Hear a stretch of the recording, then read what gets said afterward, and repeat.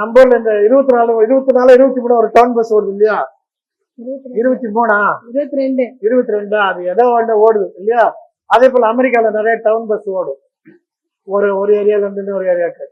இந்த டவுன் பஸ்ல வந்து ஒரு 25-30 பேர் உட்காந்துருக்காங்க. ஒரு தாத்தா ஒருத்தர் உட்காந்துருக்காரு.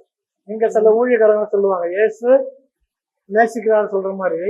அந்த தாத்தா ஏன் சின்ன பண்ணாரா, அவருக்கு திடீர்னு ஒரு ஒரு ஒரு ஒரு ஒரு இது ஊன்றல் வந்துச்சு அவர் மனசுல. அப்ப எழுச்சி என்ன சொன்னாரா, ஜீசஸ் லவ்ஸ் யூ ரிப்பன்ட் அப்படின்னாரா. இயேசு உன்னை நேசிக்கிறார், நீ என்ன பண்ண, உன்னுடைய பாவத்தை அறிக்கை செய்து அவர் ஏற்றுக்கொள்ளு அப்படின்னாரு.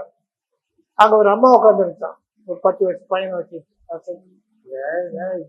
இதுல வந்து கட்டிட்டு கிடக்குறாங்க அப்படின்னு அது சொல்லிட்டு உட்காந்துட்டாராம்.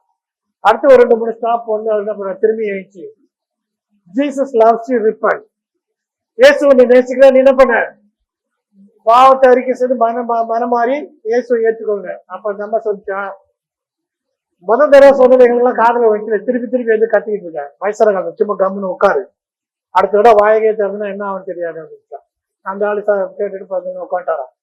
ஒரு 10 நிமிஷம் கழிச்சு திரும்பி அவர்ல இருந்து ஆவி என்ன பண்ணுச்சு, சொல்லுச்சு. ஏன்னா ஏன் திரும்பி சொல்லு, Jesus loves you repent and accept him அப்படின்னு. இயேசு நேசிக்கிறார், நீ என்ன பண்ண, மன திரும்பி அவர் ஏற்றுக்கொள்ளு சொல்லி சொன்னார். அப்ப என்ன பண்ணிச்சு, அவங்க அம்மா ஓடி போய் அந்த ஆளை அடிக்க போச்சோம். என்ன அப்படியே கெட்ட வாரத்துல திருப்பி அடிக்க போச்சான். அப்ப அந்த பையன் சொன்னான, 10 வயசு பையன், அம்மா ஏமா அவர் அடிக்கிற, அவர் சொல்றது உண்மைமா அப்படின்னு சொன்னாராம். யார், எத்தனை வயசு, 10 வயசு பையன். அவன் சொன்னதை அந்த அம்மா அந்த ஆளு காலையே ஓந்துச்சு, ஐயா மன்னிச்சுக்க அப்படின்னு அழைச்சிட்டான். அத கேட்டாரா, ஏமா இவர் அடிக்க வந்து பெருமா அழுவுற, மன்னிக்கிறேன்னு சொல்லுவது. இந்த பையனுக்கு 10 வயசு ஆகுது, இது வரைக்கும் ஒரு வாய் திறந்து ஒரு வார்த்தை பேசல. அவனுக்கு காது சேவிடு வாய் ஊமை. ஆனா நீ சொன்ன வார்த்தை கேட்டு அது உண்மையான வார்த்தை நான் சொன்னான் பத்தியா, அதை கேட்கும்போது என்னாச்சா, ஆமா.